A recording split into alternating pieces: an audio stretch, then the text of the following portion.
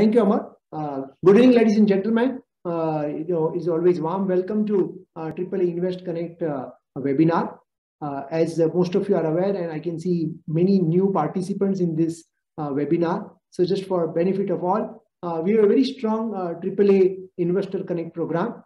In this program, we conduct quarterly conference calls through Zoom meetings to interact with our investors on market outlook, the sectoral outlook, our positioning, our strategy, and how do we see the things ahead. Through this Investor Connect program, we have also AAA Winner Series webinars. And I'm sure many of you would have enjoyed the last participation with Navin Flooring Managing Director. Before that, we invited Cummins Managing Director.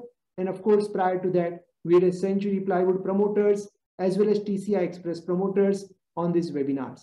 So we request all participants to kindly join such webinars because they are really very, very insightful and fruitful to understand the business models.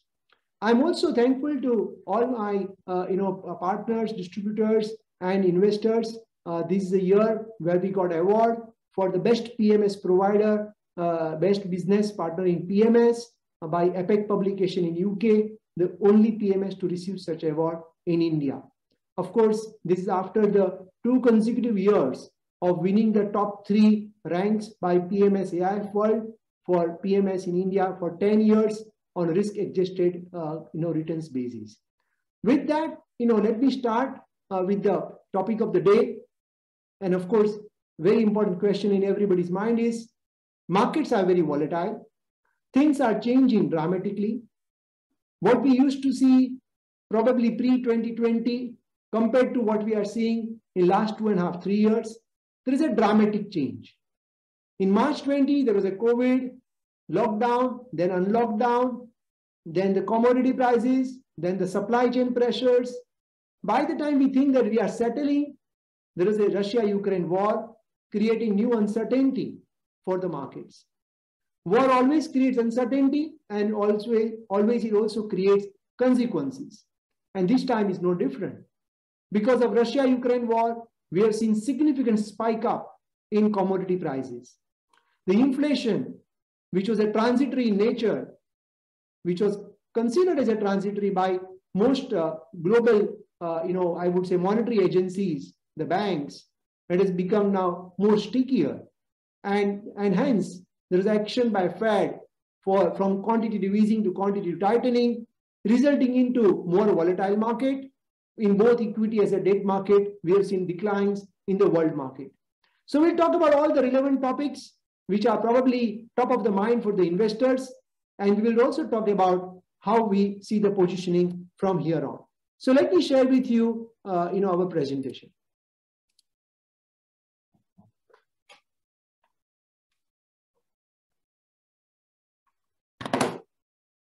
So topic of today's webinar is looking beyond the dark clouds. And we have selected the dark clouds because everybody is thinking there are so much pessimism in the market. And generally we believe that market is nothing but between greed and fear. And normally speaking, one needs to be greedy when everyone is fearful. So I think it is very important to look beyond what is visible. Because the moment you start looking beyond the clouds, that's where actually the sky is much clearer, That's why the theme of this presentation is looking beyond the clouds. We'll talk about the story. What is the story? How do we see the change of regime? Equity versus economy. What are the parallels of last 70, 80, 100 years? Is there an opportunity in the current market correction? How Alpha Accurate Advisors, what we do to win this game, and that strategy has resulted into what kind of performance the promised land. Friends, the story is chain of events. And before we talk about the outlook, it is very important to understand the causes of what is happening today. We all remember March 2020, when the world economy was hit by COVID. To save the economy, the global central bankers, primarily US Fed, has pumped the economy with huge quantitative easing, and that has resulted into saving the economy. There was a V-shaped recovery resulting into supply chain shocks, and that resulted in inflation, particularly later part of 2021. By 2022, Russia attacks Ukraine. And as that results into higher crude prices, higher energy prices, further supply chain bottlenecks, and probably kind of inflation which at least US has not seen in last 4 or 5 decades. And that is resulting into Fed increasing the rates faster than what anybody thought, probably 2 quarters back. And that further results into fear of recession, the slowing of demand growth, slowing of GDP. Will the world enter into recession? And that fear itself is enough to create the panic across the asset class in the world, be it equity, be it debt. And I don't know whether should I use the word Bitcoin as an asset. I don't have strong views, but even Bitcoin has resulted into a massive crash in many assets. There is very important thing which we all need to realize and accept, that there is a change of regime, particularly in the US markets. In last 10, 20 years, the past regime has witnessed low inflation. The last 1.5 decades, we have witnessed the low interest rates, and last 1.5 decades, we have seen quantitative easing, particularly from 2009. And in that environment of low inflation, low interest rates, and quantitative easing, Mr. Market was less volatile. It was more stable. But now what is happening? The current market environment, inflation in US from average 10 years of 1.5, it has moved to as high as 9% as per the recent print. The 10-year Fed rate average was less than 1%, and that has moved to 1.8%, creating fear, and that's what is important. And that fear results into the high volatility. So one thing is very clear, and probably even in the past 2 webinars, starting from January, we talked about it, that we expect market to become more volatile. It can be led by any reason, but that's what our expectation was that time as well, that market is going to become more volatile. And in this volatile market, how one should position is very, very important. So this is the change of regime, and we believe that you require a new strategy to make sure that you witness less drawdown and higher alpha in the new regime. Very important to understand, interpret the current inflation is very important. The good news for all of us, and of course India is a major beneficiary of this, is that in last 2.5, 3 months, we have seen significant correction across the commodities. The crude has come down from 124 to close to $100. If you look at the natural gas prices, have come down 40% from its peak. If you look at aluminum, has come down by more than 50% from its peak. If you look at copper, the prices are down by almost 22%. And even the soft commodities, whether it is a corn, whether it is a wheat, whether it is a cotton, all such soft commodity prices have also reduced considerably from the peak period. And this is good. And this is good news because it means that inflation will cool down. It is just probably a question of time. It is not a matter of if, it's more a matter of when. And in our view, probably the high base in US is going to start from September, October, and therefore by November, December onwards, inflation will cool down because one is of course high base, and second of course because of the action by Fed. One very important contributor to inflation is the supply chain index, and this is very, very important. Globally, if you look at this index, which is the supply chain issues index, and if you look at this index during COVID time, it hit that high of 3, and then it came down, but because of the Russia-Ukraine war, it again started moving up to almost crossing 4. And now as I speak with you, the last particularly 2.5, 3 months, we are seeing reduction in this index. And this is very, very important. Because during COVID time, there was a supply chain. Nobody knew that whether I will get my goods on time or not. Demand was picking up because of V-shaped recovery. So all the companies, they used to place the orders. Say, for example, a company requires goods instead of 1 month, they used to order for 5 months because they were not sure that whether I will be able to meet my demand or not. And that is resulting into excess inventory into the system. And that excess inventory into the system, everybody thought that demand will remain that strong, but naturally demand cannot remain that strong, and it has started coming down slowly. And therefore, the index of supply chain pressure is now reducing steadily. This is very important because reduction in pressure of supply chain will result into much more higher pressure to cool down the inflation. So inflation will further cool down as supply chain becomes normal. One very important thing, and in last 1.5 months, 2 months, whenever I interact with investors, even if you look at Google, probably the word recession, everybody talks about. And normally speaking, I always believe that whatever I and you generally discuss, generally that will not be the reason for market correction.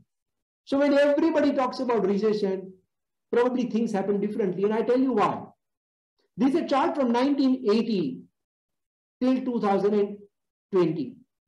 And if you look at in last 40, 50 years, market is always ahead of time. This black bar is S&P 500 index and the gray is US GDP growth. There were 3 years when US economy reported degrowth. Let me highlight you for it. If you look at 1982, economy reported degrowth. But in that year, market delivered 15% returns. If you look at 2009, again, economy reported degrowth. GDP in US declined, but market gave you positive returns. So market is always ahead of time. In fact, if you look at 2009 and 2008, 1 year before the crisis, market actually was down, but US economy was like 0% growth. It never degrew. Okay. Similarly, if you look at 1981, GDP was positive, but market was negative. Now, what about 2022? US economy is still growing, but US index, the equity market, is already down almost 21%. I'm talking about S&P 500 index. So it is just like these years of 1981 or 2008, where because of expectation of falling GDP growth in the next year, market starts making adjustment ahead of time. So I always say that market is never a rear view mirror driving. So if you are driving a car, you need to look ahead of you. You can't drive the car just watching the rear view mirrors. And that's what market is all about. So don't worry too much about recession. Yes, everybody knows that US economy is going to report probably zero growth in 1 or 2 quarters. You don't know which quarter it will be. Might be mild degrowth is possible. But overall, equity markets are ahead of time. Markets are already down 22%. Economy is still growing. When the economy probably report low growth or zero growth or mild negative growth, market is not going to wait for that, and that's something very, very important. Markets are always forward looking and it will continue to remain like that even in future. In all this backdrop, let's understand how is India's position. This is something very, very important because when everybody talks about recession, everybody typically talks about US market because Japan is already into zero growth for last so many years. Europe is already into the pressure economy from last probably 6, 7, 8 years.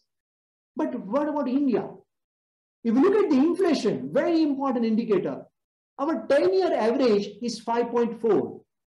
And if you look at current inflation is just 7%. Remember the slide, what I talked about just one slide back. In US, 10 years average is 1.5 and current is 9. That's 5 times. In India, that's not the case. In India, 10-year average is just 5.4 and we are just at 7. We are not at 20%. It is not unlike US. Our inflation is very, very normal. Very important to understand this. And if you look at our depreciation of the currency, which shows that how resilient our economy is, it is just 5.5%, 6%. despite crude running at almost $110 plus.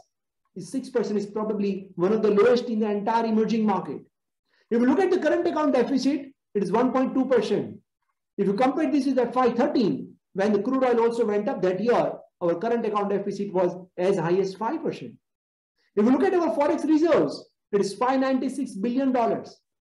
People talked about crisis in 2009. Our current forex reserves are 2.5 times FY09. And last but not least, if you look at our import coverage, it is almost 10 months of import cover. So India is reasonably very solidly positioned. Our on-ground resilience of economy is very, very strong, and that's what matters. Yes, of course, if FIs are selling, and to that extent, current account deficit may come under pressure, you don't know. But on overall basis, compared to the world, compared to US, compared to China, compared to Europe, compared to Japan, India is in a very, very strong position. I'm not even talking about emerging markets. I'm talking about even the developed economies as well as China. But because of the fear of the slowdown and higher volatility, that is resulting into correction in market valuations. If you look at price to earnings, we are below 10-year average. And if you look at price to book, we are at par with 10-year average. So what I'm trying to say is that our economic position is very strong compared to the world economies. But despite that, we have witnessed the valuation correction. Let's understand that what are the factors which are driving the market corrections. There are always two important things. Is it driven by cut in earnings, or is it driven by reduction in the P? And the good news is that the earnings downgrades are very, very limited. In fact, if you look at the Nifty, there is actually earnings upgrade for FY23. There is no major downgrade. But Nifty is corrected by 17%. It means valuation terms, market is now, you are getting at 19% discount. If you look at the Nifty mid cap, you are getting also same at 19% discount. And if you are getting Nifty small cap, that is, you are getting at 28% discount. So what I'm saying is that the value for money has started coming in. I'm sure all of you remember during January and during March kind of a conference calls, which we had multiple times with many of you investors, we kept saying that 2020 and 2021 is an easy money. It was easy returns. Everybody made money. It is not only fund managers, probably students made more money than fund managers. Housewives made more money. The drivers made more money. And that was without knowledge. It was just a throw a dart, pick up any stocks.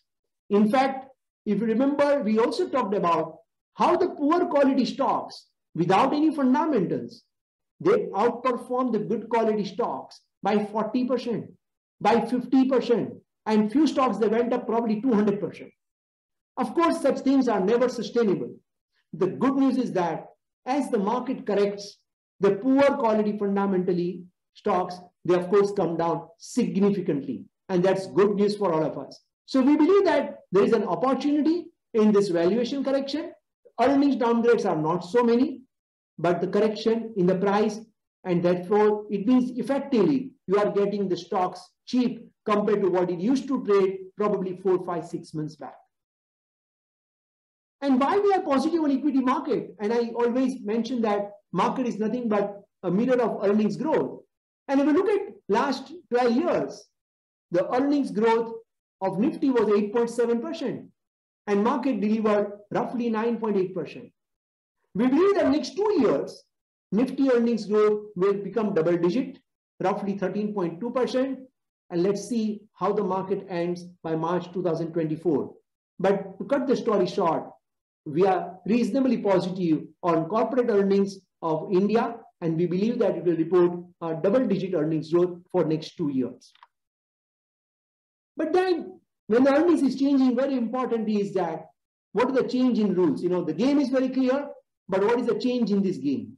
And this is something very, very important. This is a slide which I am going to talk about from where Indian equity market is going to see the earnings. Which are the sectors that will drive the earnings? This is probably first time we are sharing this slide, and it's very, very insightful. If you look at FY22, that is the inner circle, and FY23 is an outer circle. Let me first take you through FY22. In FY22, if you look at entire earnings growth, good part of that earnings growth came from metals. If you look at this yellow, metal contributed 32% of the earnings. But in FY23, there is no yellow color on the outer circle. Metals probably are going to report degrowth in earnings in FY23. If you look at IT services, it contributed roughly 7% to the earnings, and we expect that that contribution will remain by and large good. Remember, metal is coming down, so everybody else will take that pie, so IT will report better growth. If you look at the automobiles, and again, this is something very important, in FY23, 38% of incremental profit will come from automobile. And this color was missing in FY22. It is actually only 3%. From 3%, it will move to 38%. Very, very important. Automobile, from 3% contribution to incremental profit, will move to 38%. Banking and finance, from 24%, the contribution to earnings will go to as high as 60%. They are going to do extremely well in our views in FY23 as well as in FY24. So this slide is something very, very important. It tells you that where is going to be the earnings growth and from where we are going to get our alpha over next 4, 6, 8 quarters. How to win this game? Very important. This slide we have shared 2 quarters back, and in fact during that time we plotted here that in our view, while metal that time was doing well, so current growth was high, but we said future is going to decline. So we plotted metal in red. And we also mentioned that time that automobile 1 quarter back was 0 growth, but we mentioned that in future growth is going to be very high. And many other sectors like telecom, consumer discretionary, specialty chemicals, capital goods, banking and finance, FMCG, and so on and so forth. We say they are growing in FY22 as well as we expect them to continue to do well in FY23. When I look at our portfolio, I'm very happy to share with you that in FY22, revenue growth of our portfolio was 30% compared to Nifty revenue growth of 24%. I'm also happy to share with you that this Nifty revenue growth of 24% includes commodities, includes metals, which of course has reported exponential growth of 100, 200 to 50%. We had a 0 metal in our portfolio as our strategy. We do not invest in global metal companies. Despite 0 exposure to commodities, despite 0 exposure to metal, our revenue growth of portfolio has done much better than the Nifty revenue growth. So how to win the game is to make sure that you are positioned in the right sectors, in the right companies, in the best of the management, in best of the balance sheet. That's the only way to win this game. How are we positioned today? I said that banking and finance will be the large contribution to Nifty profit, and it remains one of our highest holding in our portfolio, roughly 26%. Consumer and consumer discretionary is also going to report exceptionally well, and we have a roughly 16% of our exposure in this space. In real estate, while we are very positive, we do not have any direct exposure in real estate because of the balance sheet issues of the most companies, governance issues, the change in government policy makes us a little bit nervous about the sector in terms of when we want to own the companies, and therefore we have a proxy companies. That's the building material, roughly about 6% of the portfolio. And as you are aware, we invest only into the companies which are market leaders. So say for example, largest plywood company, one of the largest pipe company, the largest tube company, largest wire and cable company. These are the few names what we own into the building materials. Capital goods, we are roughly 11% of the portfolio. Last webinar, we had a very detailed presentation on our view on capital goods. which our investment management team took almost, I think, 25 minutes. We made a full presentation, detailed presentation about our insights and our reading. But just to summarize in one line, we are very bullish on capex, and I will take you through our sectoral view slides in a moment.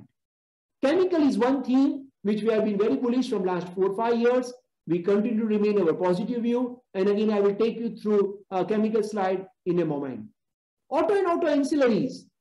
This sector reported 0% contribution to Nifty incremental profit. Actually reported kind of a degrowth in FY22. We expect that to do strong bounce back in FY23 as well as in FY24. That leaves one sector, which is IT software. In early March, we have reduced our IT exposure, and now, as I speak with you, we are underweight in IT sector almost from last March onwards, so about last 3.5 to 4 months onwards. So that's our current position as far as sectoral allocation goes.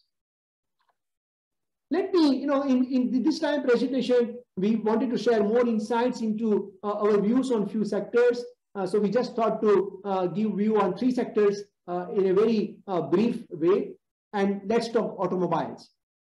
In the automobile sector, if you look at the commercial vehicles, we expect them to grow 70% and 40%, medium and heavy commercial vehicle and light commercial vehicle respectively for the next 2 years. Look at this chart. It's a very, very interesting chart where if you look at here, the peak volumes of FY19, we have not yet seen in last 4 years. So FY20, FY21, FY22, even FY23, our volumes are not yet back to peak volumes, which was roughly about 1 million. It is not yet reached. In fact, we'll probably cross 1 million only by FY24. So the growth of last 4 years, the entire industry has suffered because of the various issues, the GDP issues, the lower utilization, many issues. But we expect that to do a strong bounce back in next 2 to 3 years because fleet is becoming older and the age is right now at multi-decade high. That will lead to replacement demand. Also, because of the better GDP growth, that is resulting into the better capacity utilization, and that will drive the higher capital expenditure, and that will further drive the better demand for trucks, particularly MHCV segment. And last but not least, the profitability of truck operator is also started improving. The combination of these factors, we believe that automobile sector, MHCV, will do reasonably well.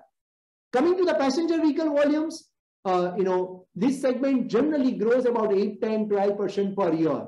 But just like commercial vehicle, even automobile industry, the passenger vehicle segment, we are last 4 years, 0 growth. Industry is not grown in last 3.5, 4 years. We expect industry to report significantly better growth in 23 and 24. In FY20, industry has seen degrowth. In FY21, again, industry has seen degrowth. So last 2 years degrowth, we have to make it up in the next 2.5, 3 years. Of course, this industry will see very high activity of product launches. One of the major reasons why the industry was impacted was not because of lack of demand, but because there was a shortage of semiconductor. And it is that reason which resulted into OEM, they could not produce the cars on time. But we believe that supply chain easing is happening, and therefore the waiting period will reduce, resulting into the strong growth in passenger vehicle segment. And last but not least, auto sector profit growth. Coming to this slide, there's a better volume growth, resulting into better operating leverage. And of course, the lower commodity price will result also into the improvement in margins. Both these above factors will lead to increased profitability of the entire automobile sector. So I'm just reconnecting to the dots. I took you through this slide and I said that automobile contribution to incremental GDP was only 3% in FY22. We expect it to bounce back to 38% to incremental profit in FY23. Coming to the next sector, the capex story, just to summarize in one page, we believe that total capex in FY23 is expected to increase by 21%. In fact, if you look at FY22, the capex was 17.4 trillion. If you look at 10 years average, it's just 11.1.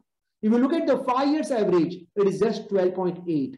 So from 12.8 number, FY22 actual number is already 17.4. So 30 to 40% higher compared to 5 years and 10 years average. And same thing we expect to continue in FY23. One important observation I would like to highlight in this table is that if you look at this private, it was a static number.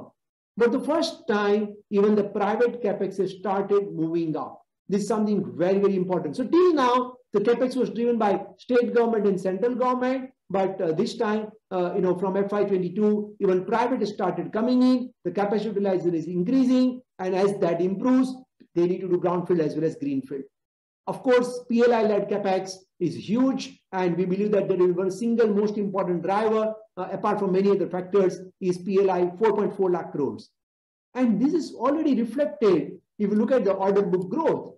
So if I look at my universe of companies, there is a 53% growth in order inflow in FY22. So what I'm talking about is just not the promise, but actually what the companies are reporting. In FY22, our portfolio companies, universe what we track about 8, 9, 10 companies, those 10 companies have reported 53% growth in order inflow. It means underlying economy is doing reasonably well. In fact, they are doing much better than what probably anybody thinks. And most of this growth is just not driven by the old, like road, railway, infra, port, but it is driven by also, data centers, robotics, automation, process efficiency, and many more such things. So we believe that this story will continue at least for next 2, 3, 4, 5 years.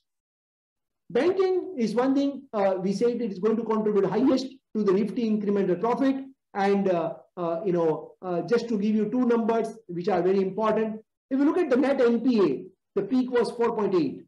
From 4.8, the banking balance sheets are already cleaned up. The cleaning has already happened. We are almost at 1.7. So the credit cost has, declined. The gross NPA, the net NPA, provision coverage ratio, banks' balance sheets are right now very, very strong.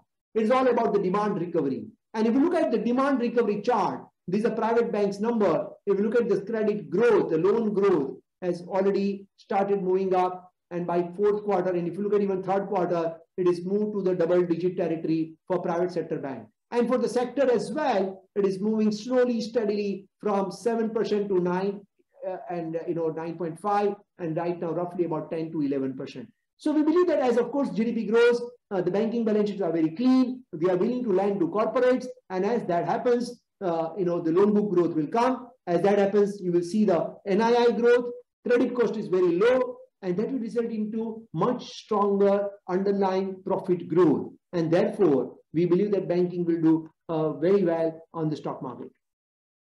Specialty chemical, close to our hearts. India proportion to India's market share to, global specialty chemicals right now very small. We believe the opportunity is very huge. Even if there is a small shift from China to India, we can capture probably the contribution to, the world specialty chemical market, and also our market share is a significant increase. So there is a huge scope for Indian specialty chemical industry. And of course, in this space, it is a China plus one and many other factors. We already had a very detailed presentation on specialty chemicals about, I think, in the month of January. And, we have got actually a lot of, appreciation for that. In one line summary, if you ask me what we select within specialty chemical, because people do get confused between commodity and specialty. Don't play commodity chemicals. We are against that theme. Companies have seen very hyper increase in commodity prices. Clearly, that is not going to sustain. We believe that specialty chemical will be the biggest beneficiary in next 2-3 years. Indian companies, particularly our portfolio companies, they have a scale, they have a backward integration, they have a product purity, they have a forward integration, they have a very strong research and development. Like, for example, one of the company, SRF, had probably more than 300 employees working in R&D team, more than 92 patents. So it's very, very important. Cost competitiveness, chemistry complexity, like fluorine, extremely difficult. It's not that anybody can handle this fluorine chemistry. There are only 3 players in Indian economy who can cater to the fluorine market. Customer approvals, very important, and long-term contracts. Many of our company, like last time, Navin Fluorine, we invited in our webinar, and they got the confirmed contracts, the long-term contracts from none other than Honeywell. So this kind of a thing, it really gives you strong visibility about the business model. We believe that this space is a structural play. It is not a one-year play. In our view, it is a 4-5 year structural play. Indian specialty chemical industry, I think there's a good days ahead in times to come. Last but not least, what we have done and what was our promise? Our promise was always superior risk-adjusted returns. And I would like to spend, probably 1 or 2 minutes on this slide because this slide is very, very important. Friends, markets are volatile, but this is not the first time that market has turned volatile. In last 12 years or so, we started, our PMS in 2009, and from 2009 to 2022, there are 19 times the VIX, that is a volatility index, has crossed 20 number. If the VIX is higher than 20, it is considered as a high volatile market. And 16 out of 20 times, market has registered decline. It means during the high volatile periods, normally speaking, market gives negative returns. What was our performance in these 16 episodes? I'm very happy to share with you that 14 out of 16 periods, that is 85% of the time, our flagship PMS plan, AAA India Opportunity PMS plan, has outperformed the market, that is BSE 500 index. In fact, our median returns, alpha, was roughly 2.5% during this entire period. There were only 2 times where our performance was at par with BSE 500 index. So we never underperformed, in last 12 years, during 19 episodes where VIX index was very high. It means that in volatile market, we are very well prepared to handle the volatility. This is despite we own 40 to 50% of our portfolio in mid cap and small cap. And the secret behind the resilience of our performance in such high volatile market is, of course, very strong portfolio selection, number 1. Number 2, very important, is diversification across 50 companies. So, that diversification helps you to reduce the company-specific risk, to reduce the sector-specific risk. And it is that diversification keeps giving you low drawdown, less drawdown, and at the same time, higher alpha during the markets, good time as well as bad time. And that's what results into the consistently superior performance. So in last 12.5, 13 years, our flagship plan has delivered 18% compounded annualized returns, 17.6% to be precise, compared to benchmark returns of 11.2%, Nifty returns of 10.7%, and BSE mid-cap returns of 11.5%, and BSE small cap index returns of 11.1%. So, that's it from my side. So I'm again, thank you everyone for your valuable time. And, we will now open up for questions and answer. Please feel free if you have any questions. Of course, the link of this webinar will be available on our website. In case, you want to hear it again or want to go through detail, you can visit our website. Thanks everyone. Thank you very much for your time.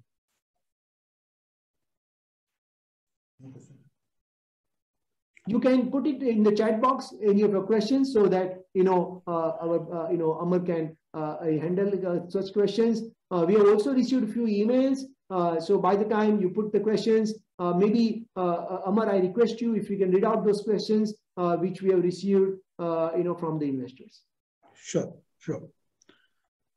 So please, anybody is having any questions, please put it on the chat box. By the time, what I will do is that I'll take the questions which we got through the email. So there are a couple of questions from email. So number 1 is, market is volatile. What is your view on the India market as well as global market? Yes, I completely agree. The markets have turned volatile. As I mentioned that there are reasons why market has turned volatile. Primarily the fear of slowdown, the fear of recession, the high energy prices, and of course the globally FIs are witnessing redemptions, and that results into selling into the market. both equity and debt markets. So, yes, markets have turned volatile. The concerns are more related to US economy and less probably related to Indian economy. So while, we are not a specialist on timing the market, we believe that, this volatility may remain for some more quarters because of the underlying factors, that is inflation and particularly Russia-Ukraine war, and on which, of course, nobody has any view by when that will end. The thing is very important is that how to take advantage of this volatility, So I would not too much worry about, recession at this point of time or inflation at this point of time. Of course, we do monitor it very closely, but I'm not excessively worried about it because, the key commodity prices, if you look at it, the cause of the volatility, the cause of the recession has already started coming down. And that's across the board. The 5 commodities I've already shown in your presentation. Most of these are down 20, 30, 40, 50% from its peak prices. So yes, markets are volatile and one needs to be agile. And that's the reason why one needs to be a little bit more. So this here belongs to, alpha fund managers. This is not a general market where everybody, by throwing a dart, you cannot make a return. That's what our view is. Now, second is, there is a lot of talk going around US going into recessions, probably not in 2020, but in 23. So, how do you see the Indian market getting impacted because of this? One related question to this is that, till now what the world has seen is basically the valuation correction. And if you see the recession pressure is real, do you see the earning corrections, is yet to see into the stock price? Yes, whenever there is a, recession, earnings cut do follow that. There is no doubt about it. But if you look at, again, if you look at the Indian market, if you look at the corporate India earnings growth, we are looking at only 12% kind of earnings growth. We are not looking at, a 20% kind of a growth. Can India deliver, 12, 13% earnings growth in FY23? Very high probability. Can we see a downgrade to that number? Maybe plus minus 2% possible, but I don't think there is going to be meaningful downgrade. The reason is very clear. The reason is the commodity prices are coming down. So India is a beneficiary. So for example, automobile sector, for example, cement sector, these sectors which were impacted because of the supply chain issues. Semiconductor was not there, chip shortage was there, aluminum prices went up, steel prices went up. Those commodity prices are now coming down. So actually they are the beneficiary of this. So I'm therefore not worried too much about India corporate earnings growth. When you talk about the, US corporate earnings growth, you might see, cut is possible, but market is ahead of time, that's why markets are down 22%. Market is factoring that there is going to be cut in earnings, correct? So you need to be a little bit ahead of time. I'm not saying that you need to have a guts and be a hero, but you need to be ahead of time. Okay. So what is your strategy as a fund to navigate the volatility and how you had done this in the past? Well, our secret sauce is very simple and very effective. The first is, I'm sure by now most of you would agree with me that you don't know from where you will get hit, correct? We had so many geo moments in India in last 4 months. So for example, one of the largest corporate house announces entry into paint sector, correct? That company declares 10,000 crores of capex, and probably it is a right to win because it is the largest cement company in the country. So one cannot ignore it.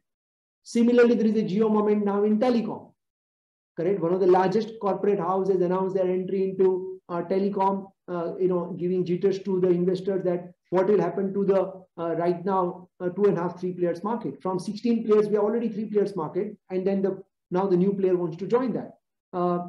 So there are geo moments in the market, and that's the reason why you don't know from where you get hit. On one day, some commodity price goes up 30%, say chips are not available, and it is across sectors, across companies. And the best way to reduce this risk is through diversification. So that's my first mantra, very easy mantra from last 25 years in my investment management career.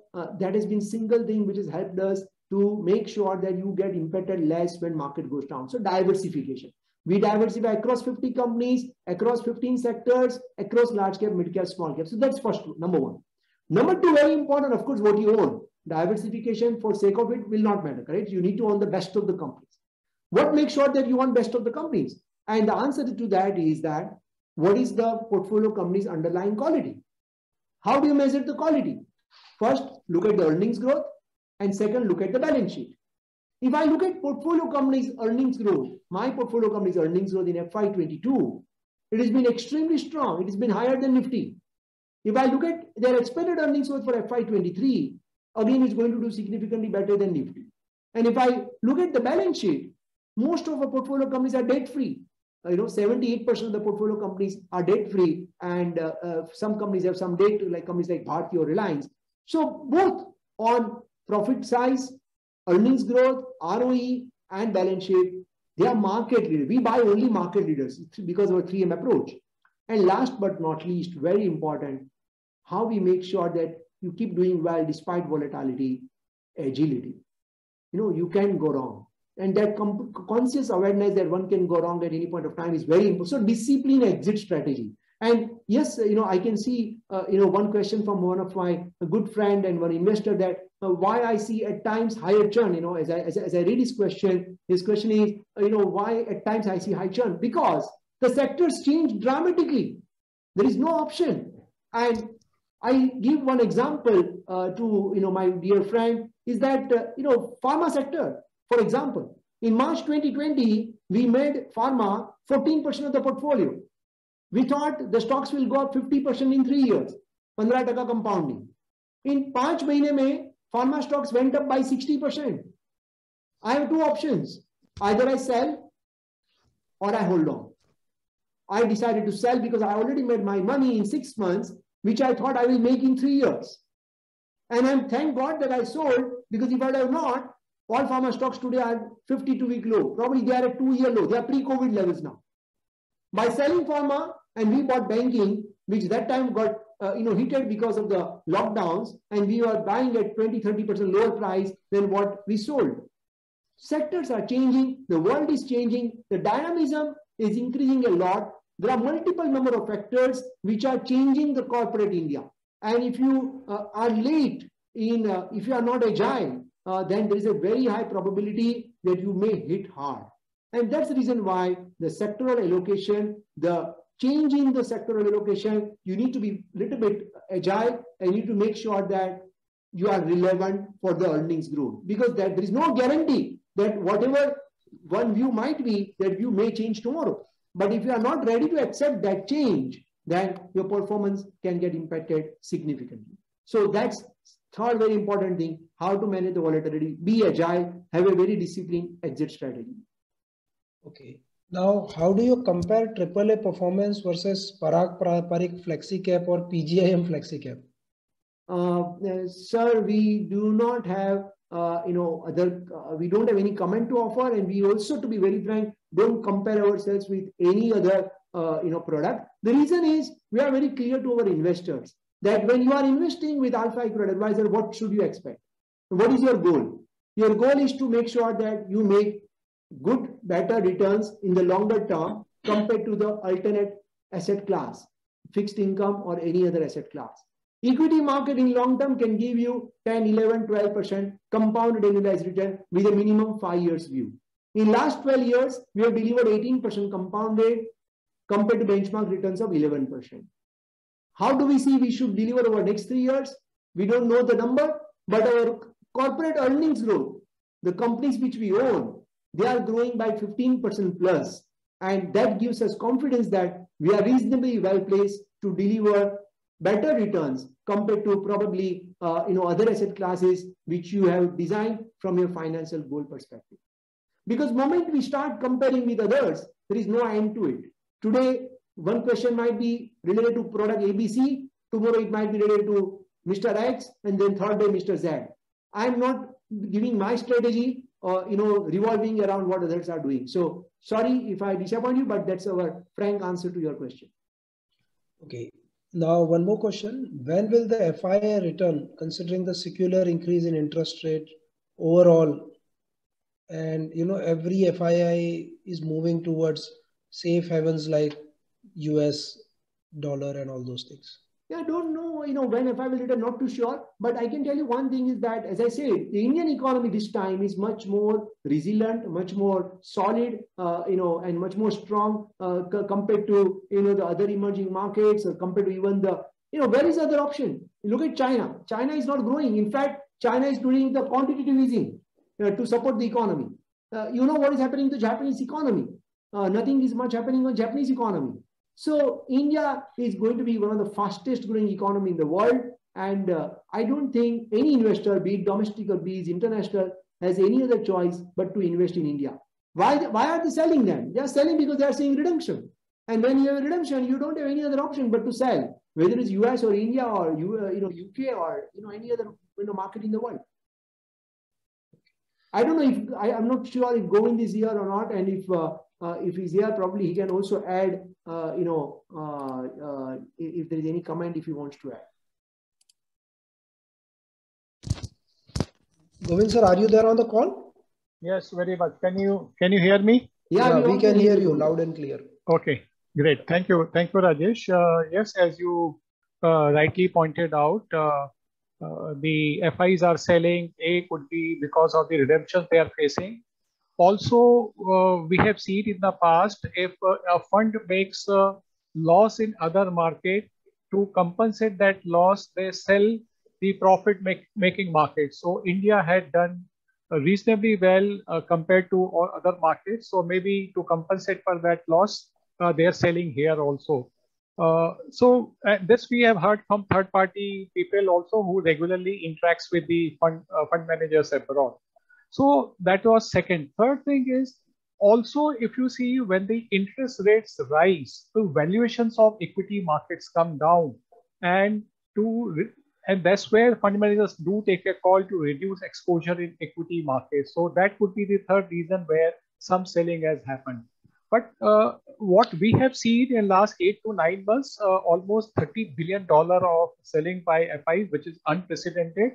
And maybe while it's difficult to talk about the future, whether how much selling will come or not, but as Rajesh has already mentioned and pointed out, the resilience of Indian economy, and very important, the earnings growth, which is visible. In fact, some of the global strategists and the economists have said that India will be the only country in the world.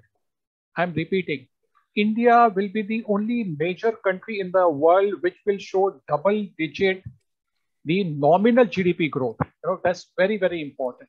So that is the kind of quality of the growth led by incremental ROEs, led by your quality profit growth. And that is where, as the dust settles down, the money would come in horde. That is our belief. So as some of the strategists and people with wisdom have said that the best time to deploy money or buy more is when there's a uncertainty. And currently, as you see, uncertainty is at its peak. So to summarize this, the FIs have sold maybe because of these reasons. But as Rajesh pointed out, as the inflation settles down over the next 2-3 months, maybe as we move along after October, November, and look at, say, month of June and July, where the US inflation is 8.6% and now 9.1%. And with the underlying commodity prices falling 20, 30, 40%, maybe in May, June, July of 2023, you will see inflation negative.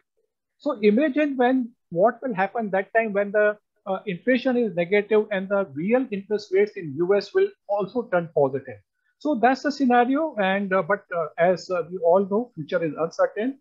But people who are under allocated in equities or who wants to increase allocation to equities, we believe this is the time to increase. Maybe one can use staggered approach of 2 months, 3 months, 4 months.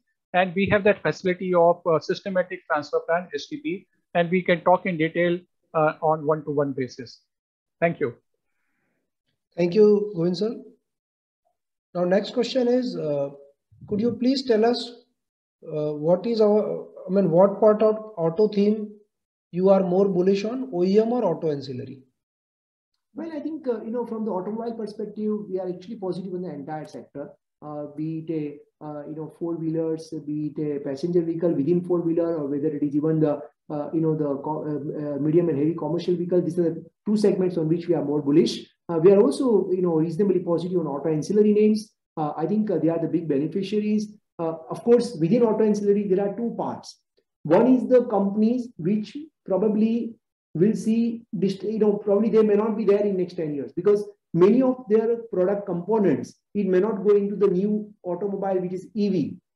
And there is the other part of auto ancillary companies. They will benefit significantly because their actually parts are going into EV, and at the same time, the content per vehicle is increasing. So, for example, if I look at one of our portfolio companies like Minda Industries, they are the largest player in two-wheeler horns. They are the largest player in alloy wheels. They are the largest player in airbags. They are the largest player in cabling, and they are also developing. When I visited the plant of Minda, a few months back, today their objective is that every day they want to file one patent in next 3 years. One patent a day. So I'm talking about 365 patents a year, and if I talk about 3 years, it means more than 1,200 patents. Correct. So that's their kind of an objective. So companies which are geared up to make sure that their content per vehicle increase dramatically, their market share, their wallet share is also going to go up. They are going to become more relevant into the EV space, not only for the old engine, but also for the new engine. And that's where basically you are going to see a huge exponential earnings growth in many of the such companies. So of course, one needs to be selective, but overall, in general, we are reasonably positive on both OE space as well as auto ancillary space. Okay. Now, when do you see the dollar reverses its strengthening, which will be result in FII, going away? And once China restrained commodity will rise, so again high inflation. Your view on both? So basically, it's very difficult to predict the currency. I don't think we are competent to predict either the currency or the commodity prices. So we don't want to go beyond a point. We don't want to overanalyze the things. These things keep changing dramatically overnight. 2 years back, crude touched low of 0, and then it again touched now 125. So the moves are very dramatic. I think what is important is in that kind of a macro environment, what is important is that do a very careful stock selection and make sure that you don't get it, because sitting here, there is no point of predicting what will be currency 2 years down the line, what FI will do. I don't care whether they buy or whether they sell. Whatever they do, beyond a point, one can't do anything about it. What I need to take care is that the companies in which I am investing, how resilient is that companies? Suppose बहुत खराब अगर environment हो जाए, हमारी company में क्या होएगा? वो बंद हो जाएगी कि वो bankrupt हो जाएगी, क्या होएगा? So when I look at that, as I said, all our portfolio companies, they are market leaders. They are the best position. If there is a price increase, inflation, they are the best position to do the pass on. Number one. Number two, their balance sheets are debt free. It means in the rising interest rate environment, they are actually beneficiary, because वहाँ पे तो they have a cash, they have a surplus cash, so they will get higher other income. Correct. Number three, their competitors will be impacted significantly because interest rate goes up. Company with a debt, they will probably get hit very hard. Number four, if the inflation goes up, then please understand, I discuss in detail, moderate inflation is good for economy. Moderate inflation is not bad. Hyperinflation is bad. Thoda inflation is always good. So I'm not too much worried about such thing. Important is availability of goods. Baki hota is a natural thing, commodity price keeps going up and down. So beyond a point, we are not too much worried about the macros. Thank you. I mean, broadly, majority of the questions are done. Sir, what is your view on Indian IT companies, especially on mid-cap companies? Most of them are down anywhere between 30 to 60%. Do you see more pain in that space, or correction is over? Good question. The question is coming from my friend. So I think what is happening is that there is a fear of discretionary spend getting impacted on IT sector. Well, right now it is not yet happening, going by the commentary of the global players as well as the Indian IT companies. But that's a fear that if the US economy comes under pressure, it is natural for US corporate to reduce the discretionary spend, and IT being discretionary to some extent, there will be an impact on that. And that's the reason why, there is a little bit fear on that. At the same time, many of the companies in IT sector, particularly mid-cap names, they started trading about 40 to 45 times price to earning multiple, which are never sustainable. Their valuation became like, for example, Unilever India or Nestle's India or Asian Paints of India. How? This is not possible because these are not consumer companies.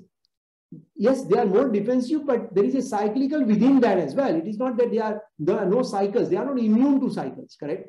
And that's why we have seen the natural correction. So we are monitoring it. Fortunately, we reduced our weightage early March. So to that extent, we are less impacted. And we are monitoring it. It is not that there is going to be zero IT spending. There is going to be spending, and cloud and all that stuff, digital will continue to happen. But you need to be then stock specific. So we are still underweight, and we'll watch the situation, we'll watch the trends, and then we'll see how to go about it in case we want to increase the exposure. But right now, as I speak with you, we are underweight. Just to add, Rajesh bhai, to this IT answer, whosoever had asked. So basically, if you see in this cycle, in last 10-year cycle, whenever the IT correction has happened, largely the correction in the stock happens because of the earnings degrowth.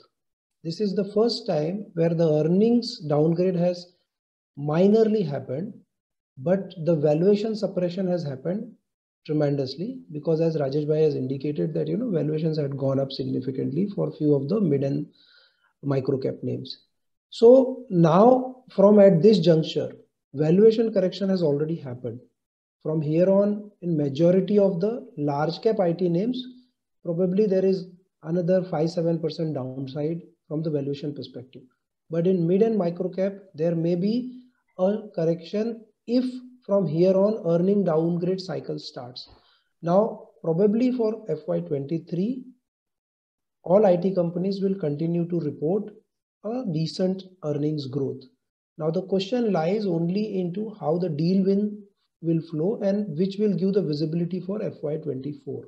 So basically, the deal win visibility will decide whether the mid-cap earning downgrade will happen or it will remain at this level. So answer is basically lies between these two, which will probably be decided in another 2-3 quarters.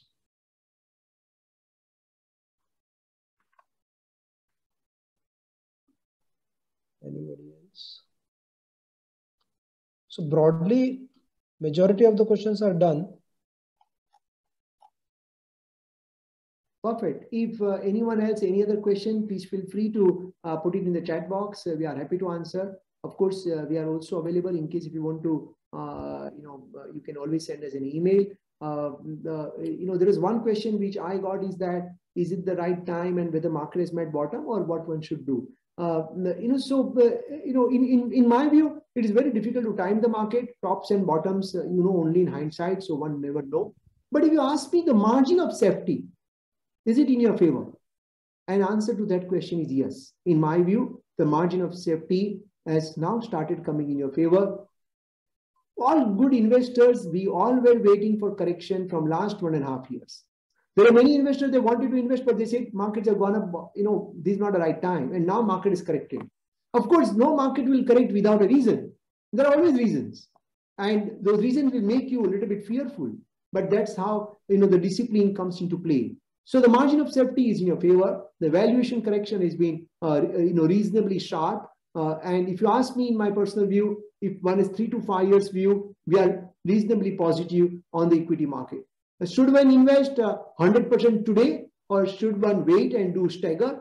That depends upon your own asset allocation. One can choose either methodology. As Govind has rightly said, we also have a STP plan where you can stagger over a period of 3 months or 6 months or 12 months. And we also have a liquid PMS where you can invest your money and then at your discretion, you can invest into equity market. I remember, 3 weeks back when market was at 15,200, many of the investors, they called me and they said, Rajesh bhai, kya lagta hai, 14,000 ho jayega Nifty?